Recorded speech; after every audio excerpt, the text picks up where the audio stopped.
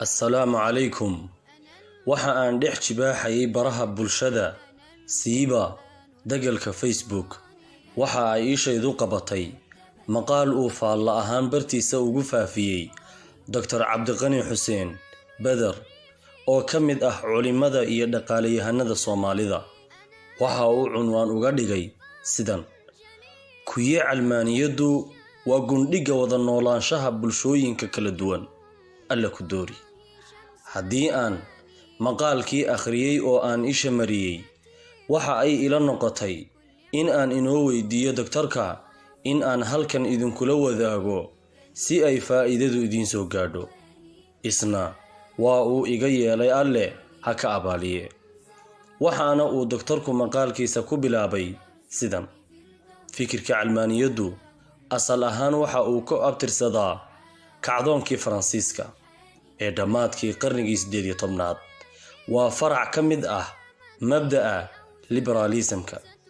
Calmaaniyadu bilowgii hore waxa ay ku bilaabantay xorriyad raadin ah in dadku hawadooda oo keliya u addoomoobaan oo ay awood kasta oo kale ka madax bannaanaadaan. Waxa ay soo gaadhay in waxa la wada leeyahay ee dowladdu kow ka tahay la calmaaniyeeyo oo diinta amarkeedu samada yahay laga fogeeyo. Halka kuma joogsan ee baryahan dambe waxa ay isu rogtay mabda' lagula dagaalamo diimaha, gaar ahaan diinta Islaamka. Sideedabana caqli ahaan iyo sharci ahaan toona suuragal ma aha in ay laba mabda' oo isdiidani haddana is ogolaadaan oo isku ujeedo ka wada shaqeeyaan. Calmaaniyadu waxa ay leedahay dadka hawadooda oo keliya ayaa u ilaah ah. Waxa ay doonaan oo doonistooda ka helaan ayaa sharci ah. Islaamkuna waxa uu ku dhisan yahay sharci qeexan oo samada ka soo degay. Adiguna waa in aad labada mid uun isdhinac taagtaa oo qaadataa. Mase kulmin kartid mar keliya. Calmaaniyada colaadinta ku dhisani laicite waa calmaaniyada cusub ee maanta hoggaanka haysa. waa ta xaqa iyo xorriyadda u aragta in diinta lagu jees-jeeso ee aaminsan galmada aan guurka ku xidhnayn, isla markaana sida kooxda ah ee muuqata loo sameeyo, iyo in uu qofku sakhraamo ilaa uu isgaran waayo. Sidaa waxa buuggeeda ku sheegtay wasiiradda jinsiyadda ee Faransiiska Marlene Schiappa. Isla wasiiradda ayaa dhowaan tidhi: uma dul qaadan karo muuqaalka inan yar oo xijaaban, madaxa masar saartay oo timaheeda qarisay. Sidaa awgeed ayay baarlamaanka u soo gudbisay xeer ay ku magacowday la dagaalanka xagjirnimada.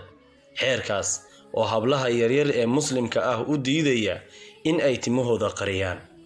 Calmaaniyada la inoo qurxinayaa waa ta odhanaysa gabadha Faransiiska ahi waxa ay xaq u leedahay in ay dabadeeda qaawiso, laakiin muslimadda uma ogolaanayno in ay madaxeeda qariso.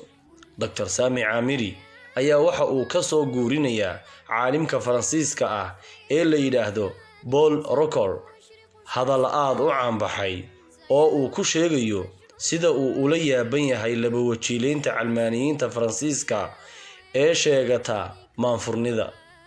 Waxa uu yidhi: waxa i mashquuliyey ka fakeridda sidii aan isu waafajin lahaa doqonnimada odhanaysa inanta kiristaanka ahi waxa ay xaq u leedahay in ay badhideeda qaawiso iyada oo iskuulkeeda joogta, iyo aragtidooda kale ee odhanaysa inanta muslimadda ahi xaq uma laha in ay timaheeda qariso marka ay iskuulka imanayso ama goobaha dadweynaha tegayso.